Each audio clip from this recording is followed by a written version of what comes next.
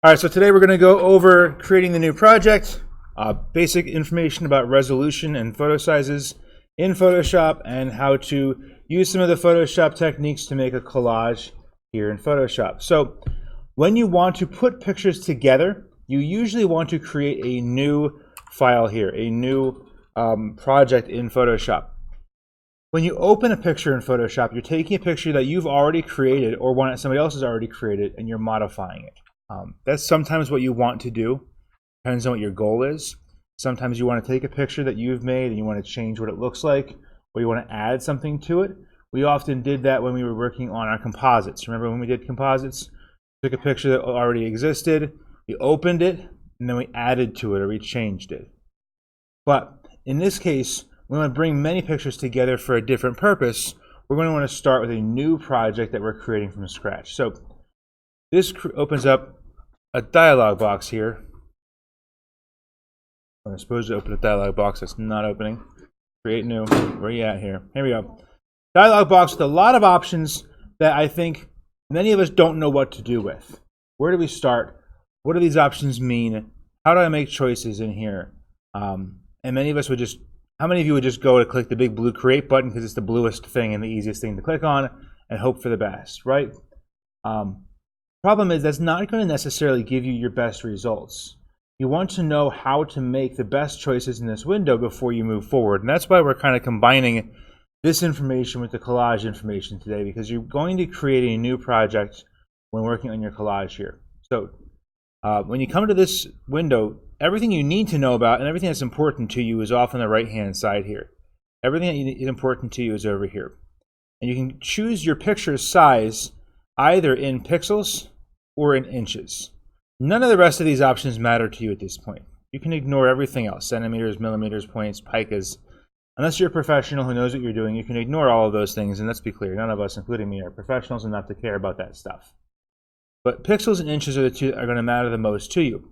You choose the size of your document based on what your intended end result is. What are you going to be doing with it?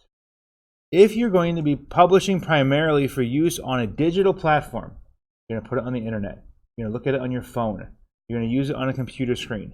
You're going to do something digital with it. You care about pixels primarily. If you're going to print it, you're going to do something physical with it, you care more about inches.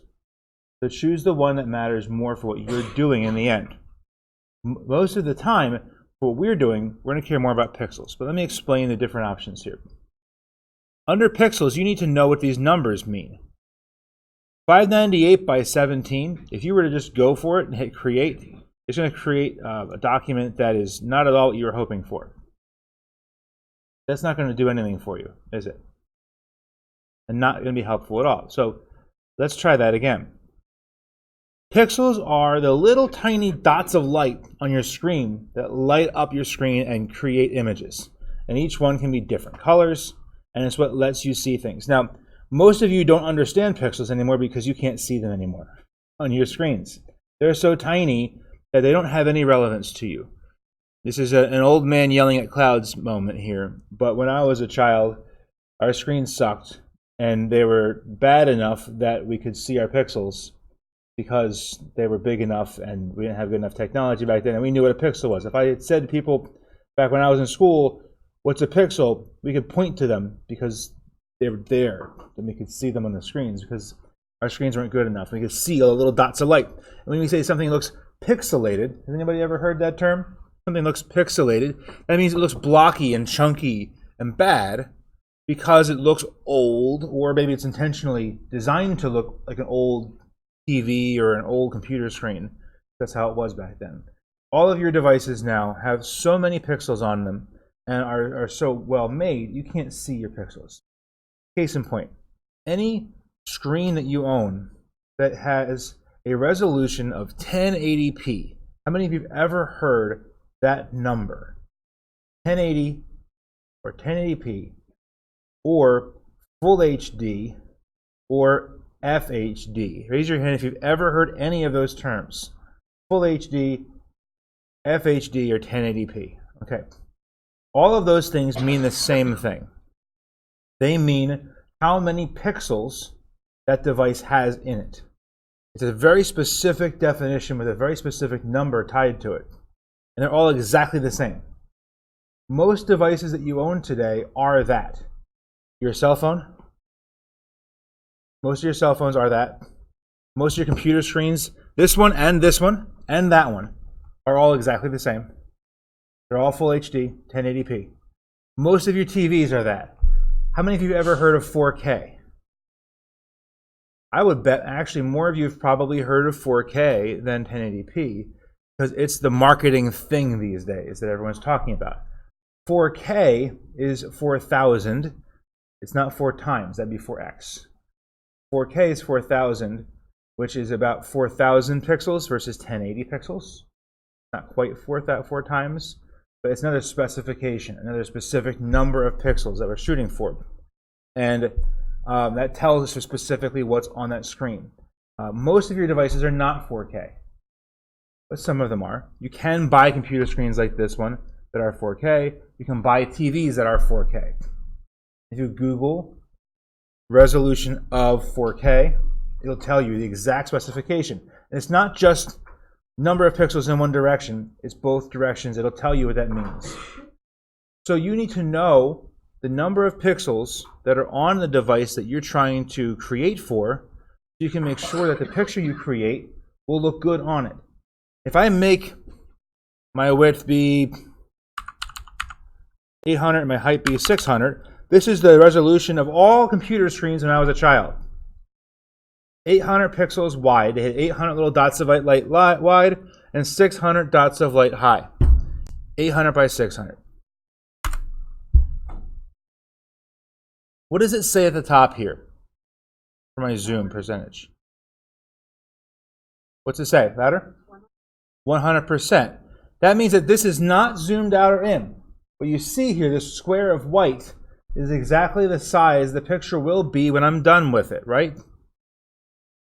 So that shows you the size, the comparative size of a computer screen from when I was a kid to the size of the computer screens we have today. See the difference? Pretty big difference, right?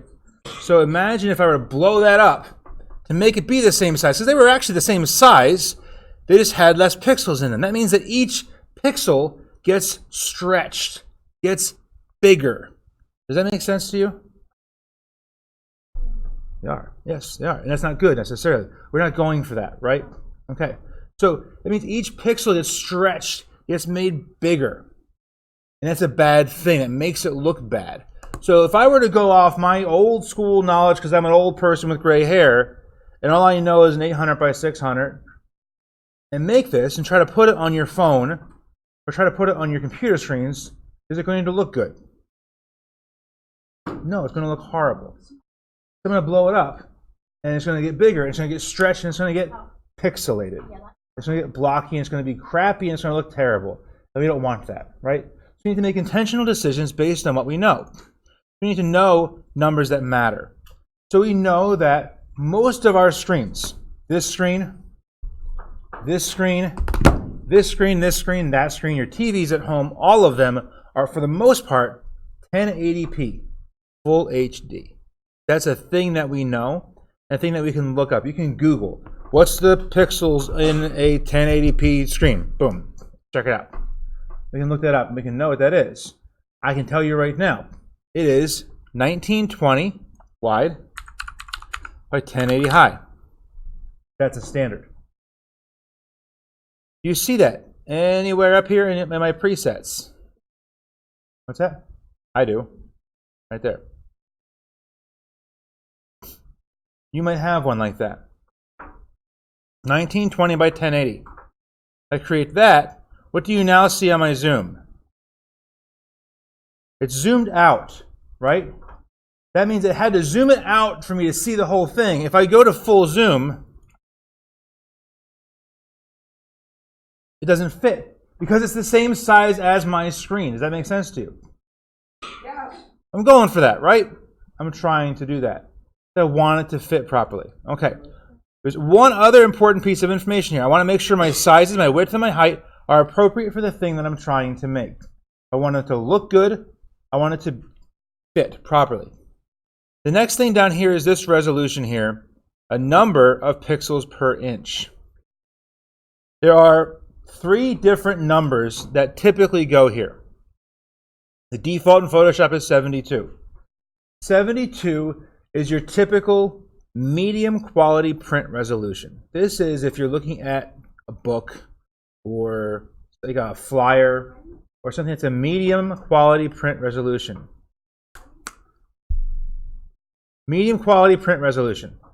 Something that's not crucial, that's not super important, it's not beautiful, but it's okay and it's decent. 72 pixels per inch is your standard for okay stuff. I am a perfectionist and I like things to be really, really good. So I go for typically the next level up, which is 150. 150 pixels per inch is magazine quality print resolution. So pixels per inch. Again, we're thinking about how many of those little dots of light fit in a certain space, right? The more dots of light I can fit in a little space, the prettier things look. The less pixelated they'll be. Does that make sense? The higher that number, the better things will look. The highest you'll typically ever see here is double that at 300. 300 pixels per inch is the highest quality print resolution that can be printed on pretty much any printer anywhere. This is the photographs printed for the royal wedding. Okay, I mean, like the best photographs you will ever see printed at 300 ppi, pixels per inch. You typically never need this. Now, there's 2 things to keep in mind when you choose this number. Number 1, what are you using it for and how much does this matter? Number 2, what is your source that you're getting your pictures from? Because this will affect scaling when you bring your pictures onto a new document. Let me show you the difference. I'm going to create 2 of these. I'm going to create one at 72 and at 1920 by 1080. Boom. I'm going to make another one. Exactly the same size. 1920 by 1080 at 300.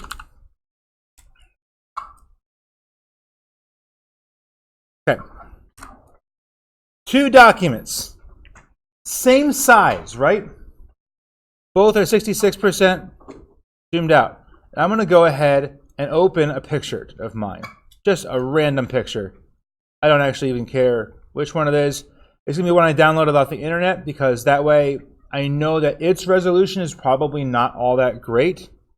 Let's see. Which one do I want here? Let's pull down. There's a lot of memes here. Yeah, isn't that great? Here, let's pull down Mr. King's picture. All right, Mr. King's picture right here. You look so young. Don't I? I look good, don't I? All right, let's plop Mr. King onto this one here. All right, I fit pretty good on this one, don't I? Mm-hmm. I'm actually too big for it. I'd have to scale it.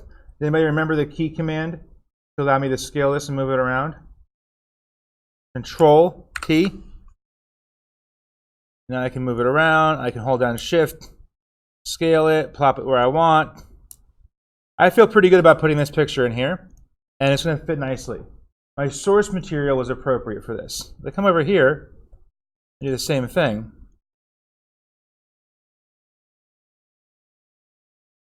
my source material is too high.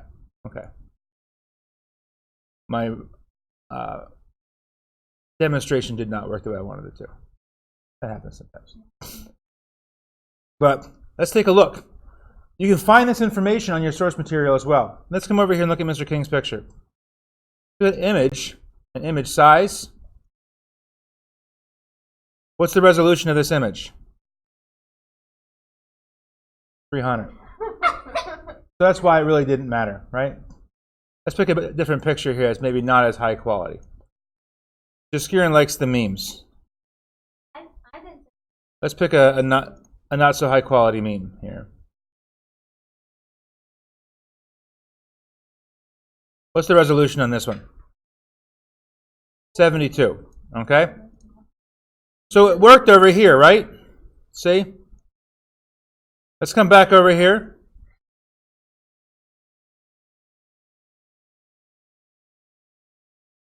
You see how it's pixelated more over here? It looks more blown up over here. It's because the resolution, the source resolution is not the same. Okay? So, you have to pay attention to those numbers as well. Questions about resolution. I'm not going to get more deep into this. This could be a whole class or two about just numbers and resolutions and stuff, but I feel like that would really just be not worth it at this point. Pay attention to the numbers, and if you're not sure, ask. If you're not sure what numbers to use, ask. I'll help you get those numbers set up. Now, the next thing I want you to pay attention to, we're going to come into here, close these out, delete these. You're going to make a collage. So I'm going to go with 1920 by 1080 because I want it to look good on my screens. You aren't required to choose that. Just make a choice that's intentional. Make it a shape that looks good to you, and make sure it fits for what you're trying to go for. It can fit all your pictures. Now, to make a collage, there's two important parts of this. One, you have to have a background color that is between your pictures, right? We call them gutters. The gutters are those stripes of color between your pictures. You remember doing that before? And you did it the tedious way, right? You had a sample collage that you were kind of overlaying on top of, and you were creating guides by dragging these things out, kind of match exactly the collage that existed before. Remember doing that way back in the beginning of the year? We're not doing that this time. You're creating your own collage now. How are we going to do that? There's a few. The lines. You're going to use lines. There's a few ways you can do that. For you more creative types, where are my more creative types who like to do lots of creative, interesting things? You may do this in a more creative way. So, let's go ahead and insert a picture. The easiest way to place your pictures is under File, Place Embedded. Pick a picture. The blue gorilla. I'm going to put my own picture, thanks. So here we go. I'm going to plop him up here. Boom, there he is. Now I want there to be a background color, right? I need there to be a place to put that. There needs to be a layer in here for that. I'm going to go ahead and create a new layer. Here's a new layer button down here. New layer needs to be down below. And I'm going to fill it with a color. I don't care what your gutter color is. I like black. But I don't care what color you choose. It can be a white gutter. It can be a purple gutter. It doesn't matter to me. I'm going to pick black and go here. Now, you need to choose how wide your gutters are going to be. So I'm going to come in here. I'm going to put a guide there and a guide here to line those up. And now do you notice my ruler is in pixels? It's kind of nice that way. It lets me kind of see how wide things are and set it up and lay it out. You see the little lines in between, the little hash marks there? I can use it to help me decide how wide my gutters are going to be. I'm going to want them to be consistent the whole way across.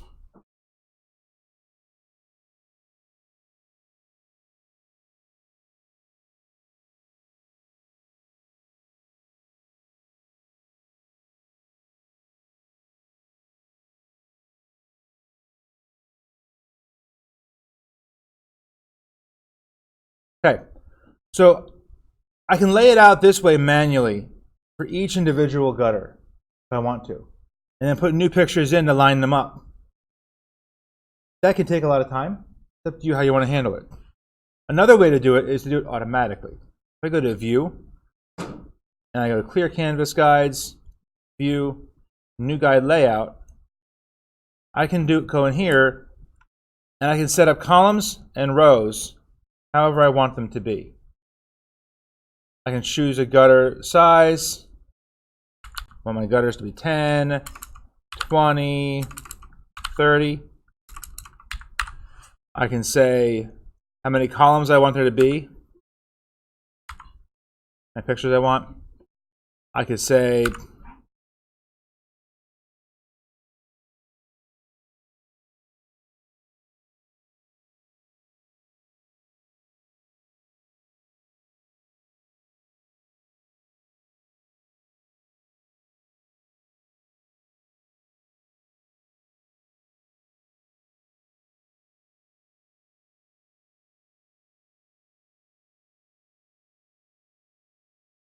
all right, set up your columns, set up your rows, however you want them. Change the width number here to adjust how far apart they are, wherever you want.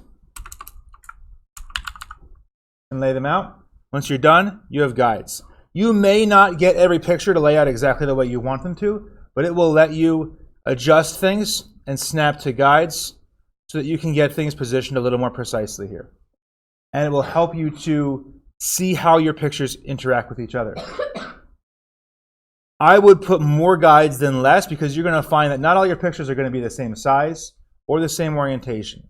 You know, some that are portraits, some that are landscapes, some that are vertical, some that are sideways, all the rest of it. Where's this blue guy? Which blue guy? This guy? This is the guy you wanted? He's not a monkey, he's a monster. Come on now. You said gorilla. Jeez. Alright. So see, like, I don't have a gutter here now to put him in there. But I wanted him next to that guy. So maybe I want to, when I go into my gutters, here, guide layout, I want a lot more of these. Maybe I want like 50. You know. And it looks pretty busy, right? All of you are kind of going, whoa, Mr. King. But do you see what it allows me to do? I can come in here and I can grab him, and I can lay him out a little more specifically and make sure that I get him where I want him to be. It might be helpful to you. Under no circumstances am I saying you have to do it this way, but using view and new guide layout can help you to lay things out. There's also rows. I could do the same thing. I could say 35 rows. Oh my gosh. It gets a little crazy when I do that, right? But for some of you, that might be helpful. For some of you, it's going to be way too much. When you're done, clear guides, boom, they're all gone. Your pictures will be different sizes, different orientations, different layouts. Your goal, ultimately, is to get them so you have a gutter. Your gutter is the space between them. See here? And then you want that gutter to be consistent as you go through and put your pictures in.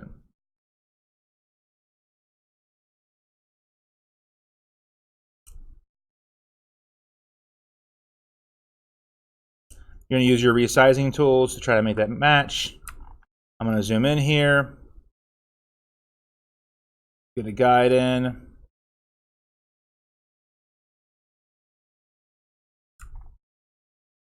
His gutter's not big enough that vertical. There.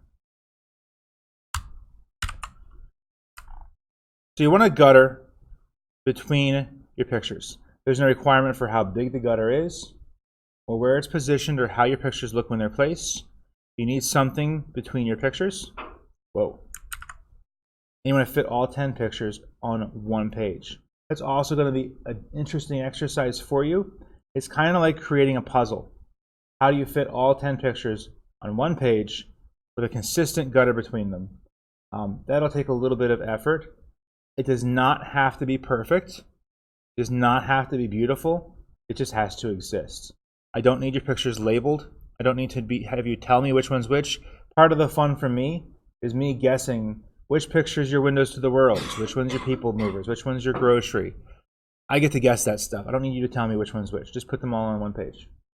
Does anybody have any questions at this point for resolution, how to lay out guides, or how to do collages?